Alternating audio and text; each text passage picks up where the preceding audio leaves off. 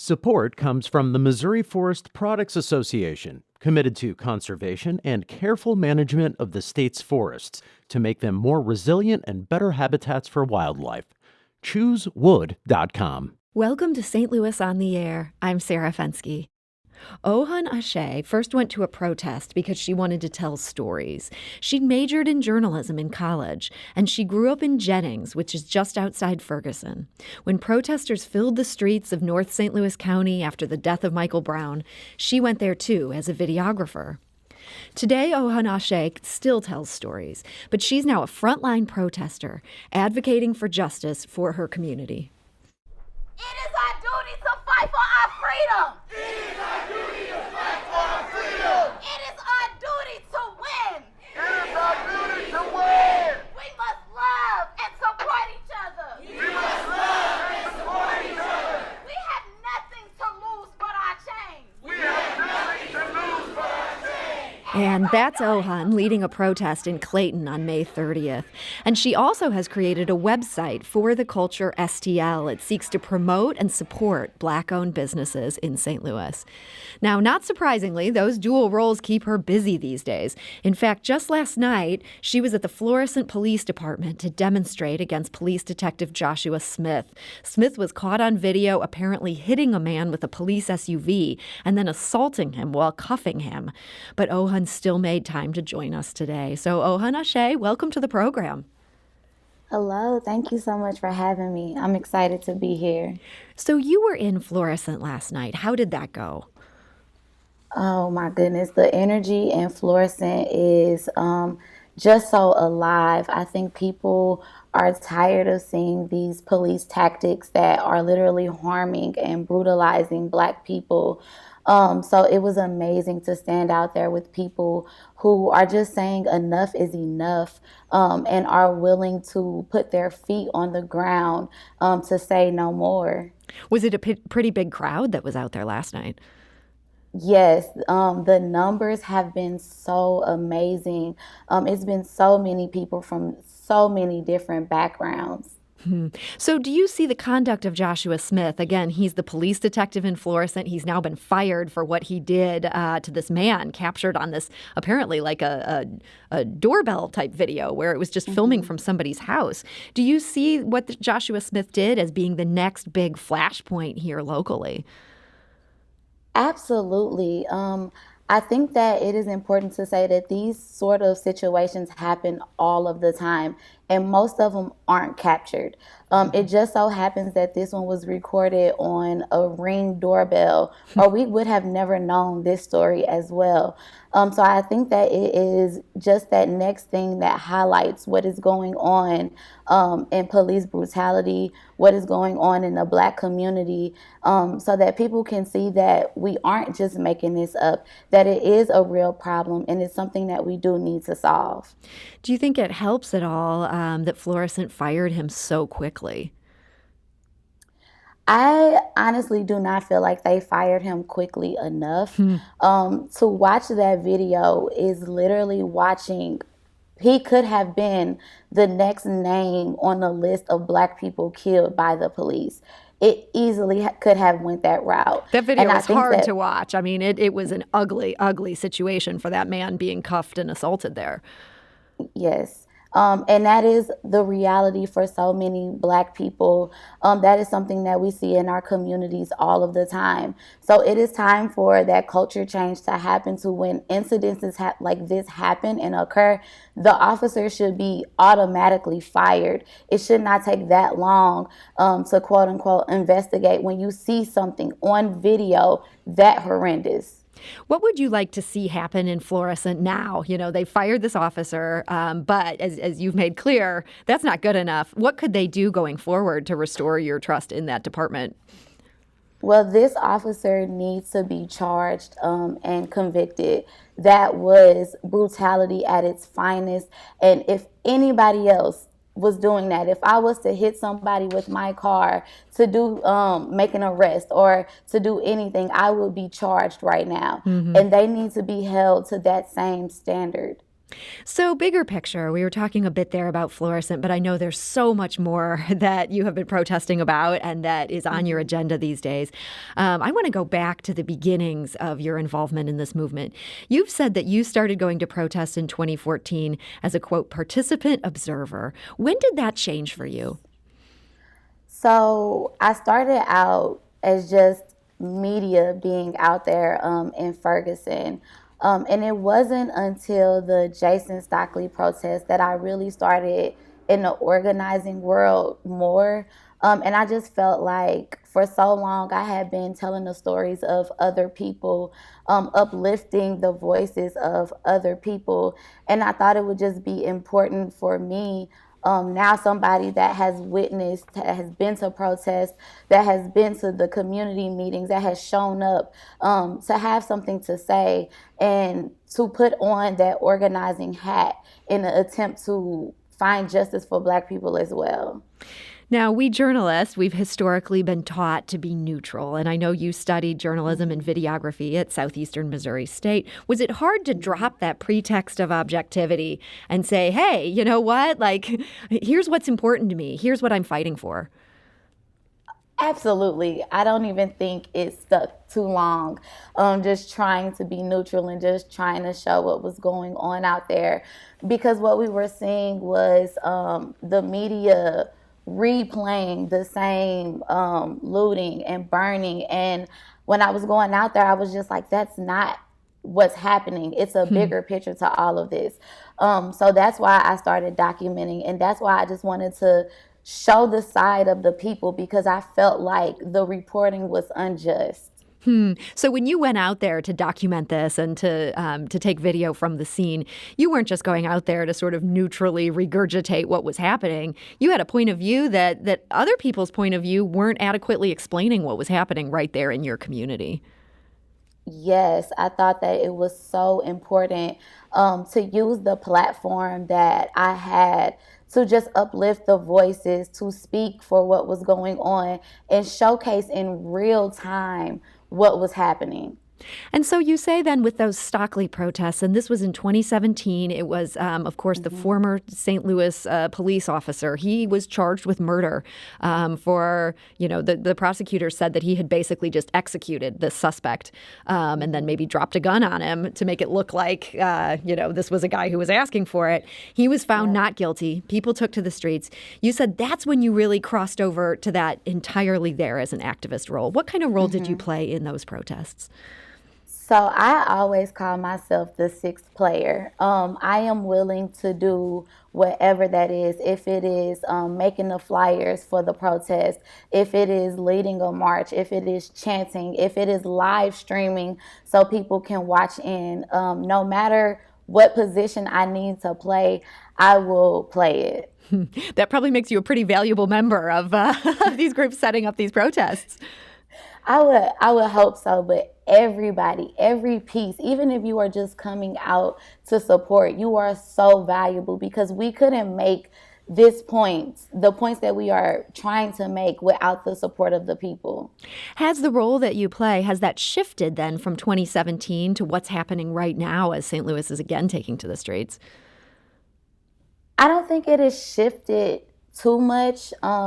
It is still just a role of whatever I can do to help. I am trying to uplift my own voice a little bit more, because what people do not understand about me is that I am super shy. I don't like speaking out much, but when you have something as passionate as this on your heart, I just think it's important to uplift it. It's interesting you say you're super shy, because, hearing your voice in that audio clip from the field there, I mean, man, you are just dynamic as you're leading those chants. Was that hard for you to sort of find that voice to speak out with there when you've got so many people there in front of you following you? Yes, because with that, you also have to be very careful with what you are saying. You want to make the correct points. And sometimes it is a lot of pressure. You have a lot of people watching you, listening to you, and you want to inspire and you want to motivate. But it can just also be a lot. I remember in some of the first protests I started to organize, I literally used to hand the mic to my friends and just ask them, like, can you lead? Can you chant? Because I'm afraid. So it has been a lot of growth since then, but it is a lot of pressure at the same time. So you're handing off the mic to your friends. Did they just have to push it back to you and say, you take this one? I mean, how did you get to that point where now you're leading? I think that it just got to a point where I had to recognize that my voice mattered as well. And I used to be so afraid of having the right words to say or making sure that I sounded a certain way or that I sounded educated or had the right words. So that was the fear that I was holding within myself. And I had to realize that I was holding myself back and that testimony in itself might push the next person, might get the next generation to understand that you don't have to have the perfect words. You don't have to say it 100% correct. All you have to do is be genuine and passionate when you are speaking, and that's all you need. Now, people who've been watching these protests for a while, they might also recognize you by a different name. That's the name you were born with, which is Lachelle. I'm going to mispronounce your last name. Eichencoder, is that right? You got it right. Okay. Yes. I got to thank our producers. They leave me good notes. Now, I understand you still answer to that, but now you go by Ohun Ashe. What inspired you to take on that new name?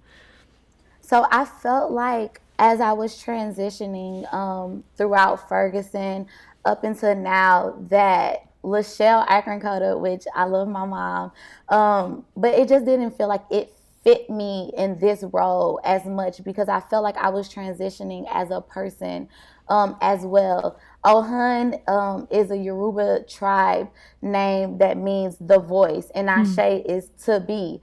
And as I said, it took me a long time to find my voice. So when I am out in the protest, when I am doing community work, I always want to remind myself to be that voice, to inspire myself to be that voice. So it just fit me more for this. So the name almost makes you feel even more of that boldness that you're growing into. Yes, it's like reaffirming myself. We're talking today to protest organizer Ohun Ashe, and she just explained the sort of fascinating story on why she took that name. We need to take a quick break, but we'll be back shortly to continue this conversation. This is St. Louis on the Air on St. Louis Public Radio. That's 90.7 KWMU. Support comes from Missouri Forest Products Association, committed to sustainable and sound conservation of the state's forests, which support more than 41,000 Missouri jobs, resulting in a $10 billion industry. ChooseWood.com. Welcome back. We're talking today to Ohun Ashe. She's been instrumental in organizing protests in St. Louis, and she's also behind the website For the Culture STL. That's an online directory of Black-owned businesses. And Ohun, I want to talk to you about that website in a minute, but one other question relating more directly to your history as a protester and this growing sense of activism. I understand you were arrested in Ferguson about 4 days into the protests there, and that's at a time when you were still there more as almost a participant observer, as you've described it. What happened that night? So that was the day that a lot of folks from the media were arrested. So back, like you said, at that time, I was just a participant, just observing what was going on out there.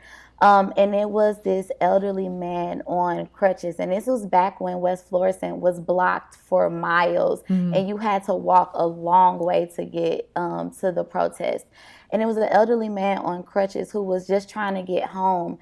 And he was telling officers that his house was just right there. And he literally did not have the ability to walk a mile up the street, around the corner to come back down. So as he was turning back around, he was like violently arrested, pulled to the ground by this blue lanyard that he had on his neck. For me, that was just an awakening moment to how people can be treated.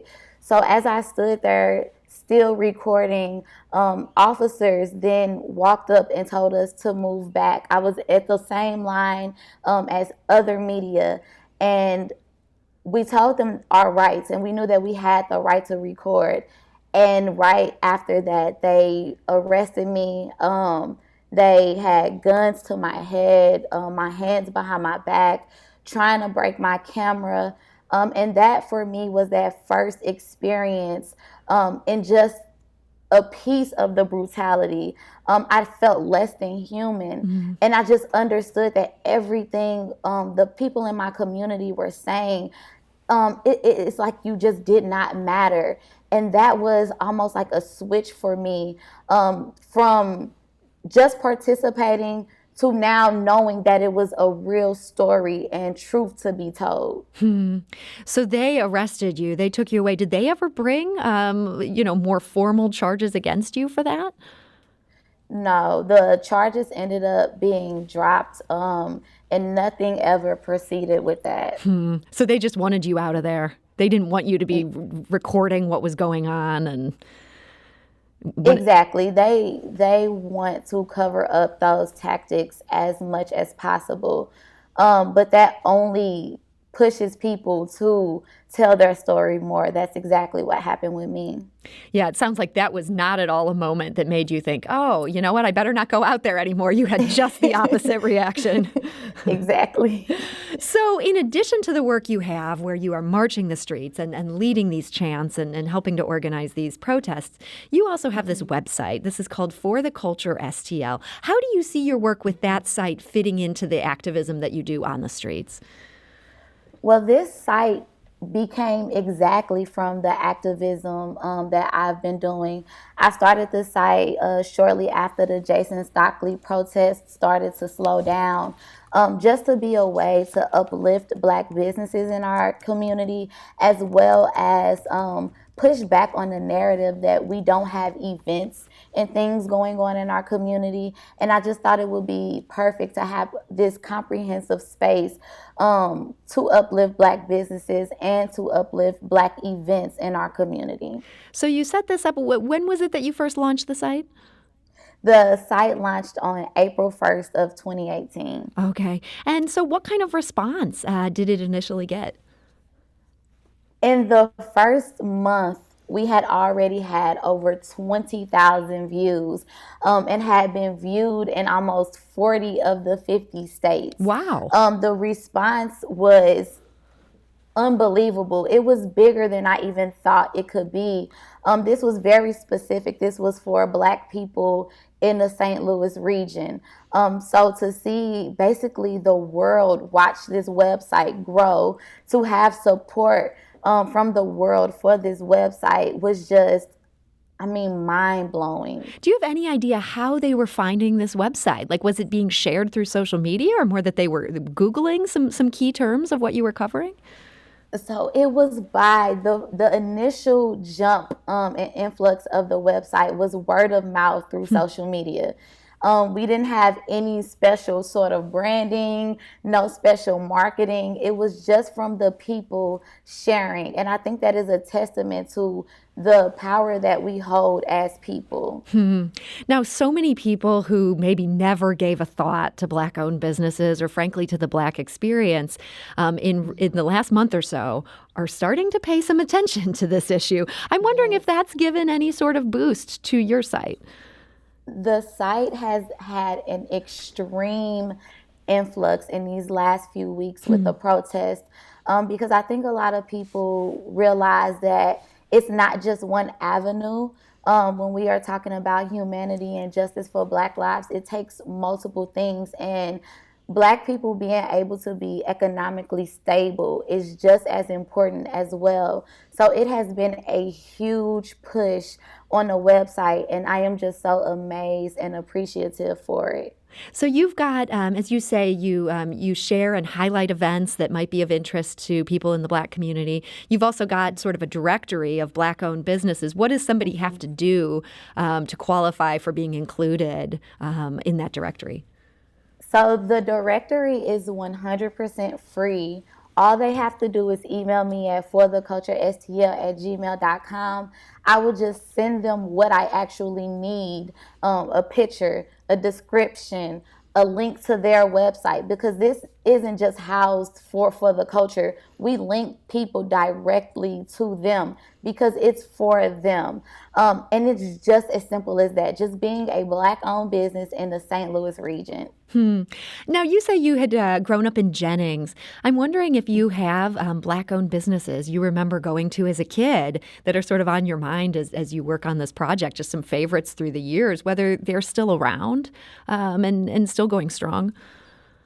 So my mom actually was a teacher and worked at a Black-owned business called Kirkwood Cleaners. And I just remember the safety I felt every time she took me to her job with her, the community that came into Kirk. And I mean, I was a young child at this time. And the people that were coming in, being familiar with the people coming in, it was almost like a family. And I feel like that is the reason why I have this passion for uplifting Black businesses, because it's more than just the economic side of it. It's the comfort of walking into a business and seeing someone that looks like you. It is the comfort of walking in and talking to someone that shares the experiences that you share, of just having that moment of that community and unity. So Kirkwood Cleaners is definitely instilled in my heart every time I do anything for Black businesses. And are they still open today? They are not. That's too bad to hear, but I like to hope that with the work you're doing, you could maybe prevent the next Kirkwood Cleaners from having to shut their doors. There is some symmetry there. Yes, it is exactly that. Just keeping these businesses stable, just uplifting their names, because these aren't just big name Black businesses that are on this website. These are small businesses that are funded or just housed on social media, that do their work from Facebook and Instagram. But it's just a way to uplift them and keep them in the know so people can find them as well. We're talking to Ohun Ashe, who's both a protester and one of the protest organizers here in St. Louis. And she's also behind the website For the Culture STL, which has a great directory of Black-owned businesses. Now, Ohun, as much as this website is a very serious undertaking, there's something on it that I will admit it really made me laugh. You sell a T-shirt on this site that has an amazing picture of you. And you're there in this photo on this T-shirt with a scowling white woman. And you are throwing such shade in your face in this photo. And the shirt says, "Aw, I thought a racist had something to say." What is the backstory on this photo?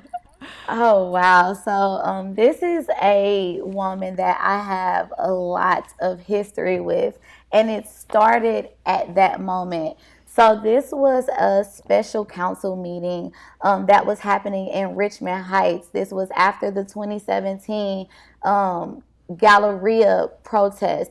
So I don't know if people remember, but it was when we were protesting in a Galleria, and the police just like really violently arrested a lot of people who were just protesting, and it was very peaceful. It wasn't any violence happening at all. Until the police came. I mean, people have described that day as a police riot. A state legislator said that because she felt that the police were just so aggressive in tackling people. And so that was that protest.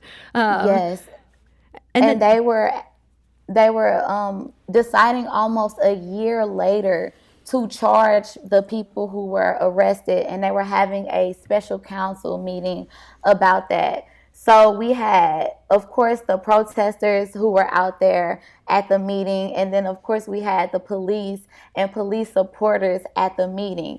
And every single time that a protester stood up to just talk to the council board about how they were feeling, this lady would just blurt out. She would just throw this temper tantrum.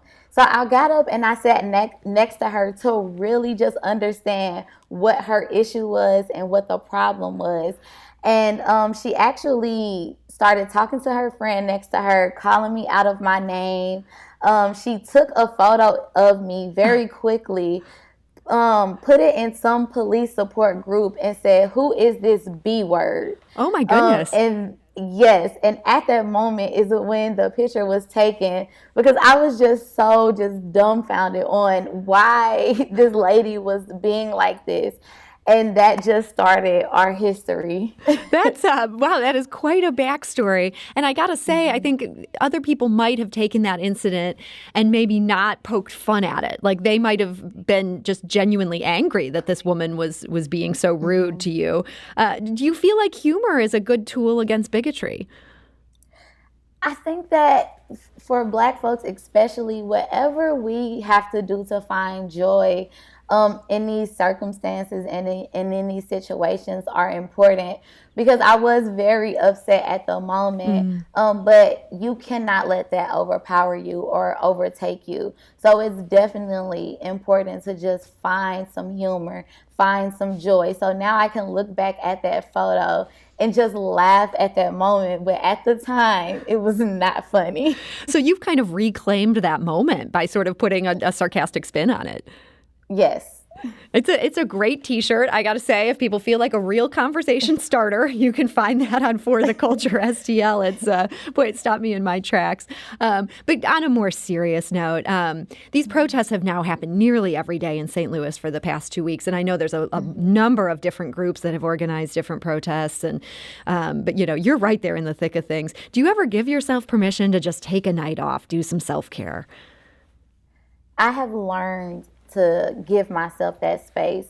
Especially in 2017, we were organizing protests literally every single day. And that's not including that I was still working. That's not including that we had to actually organize the protest. So hours and hours of meeting and talking through things, protesting itself. And now, when we fast forward to now, it's all of these same things on top of having For the Culture, on top of having to list these businesses and keep the site updated. I have had to learn to allow myself some space to just breathe, to feel, to take some self-care. And just as organizers and expect us, we definitely want people to take that time for self-care and just remember that in this fight, you have to be mentally, physically, and emotionally healthy. Mm-hmm. So with all these protests and so many people on the streets, does this moment feel different to you than 2014 and 2017? It feels a lot different. It's almost more liberating and just more freeing from what we've seen in the past, because it's more accepted. I just remember in 2014 and even in 2017, all of the backlash from protests, all of the resistance people had towards protesting, and to see all 50 states coming together to protest, to see people uplifting folks who are protesting, even if it's not for them. It is just this magnetic feeling of progress, of not having to spend so much time trying to get people to understand, but being able to focus on the issues at hand. And do you think that's in part because of the work you put in 2014 and in 2017, that people have a greater understanding of these issues, that what's going on right now builds on that work? Yes, I think it's all a ripple effect. I think that Ferguson basically opened up the new protest wave that we've seen when we see injustice, and it faced a lot of criticism. It was new for our generation. And then you fast forward to just over the years, there has been so many protests in different states and different countries. And every single time you see more understanding, you see more people just being fed up. You see that Black stories are now just being able to be believed, up until now, where you've seen the story of George Floyd and Breonna Taylor and Ahmaud Arbery. That is just, you can't ignore it anymore. And I think people are just more open to accepting and more open to wanting to fight back for Black lives. And where do you think we go from here? What do you see as the next step in this movement? I think that one of the most important demands that we have just as a united front is defunding the police, getting those policy changes, that legislative change, getting resources into underserved communities, getting educational programs, like really focusing on the issues. Now that we see that there is a cause for protest, it is time to get real effective change going. Well, Ohun, Ashe, I want to thank you so much for joining us today. Thank you for having me. Thank you so much. This is St. Louis on the Air on St. Louis Public Radio. That's 90.7 KWMU.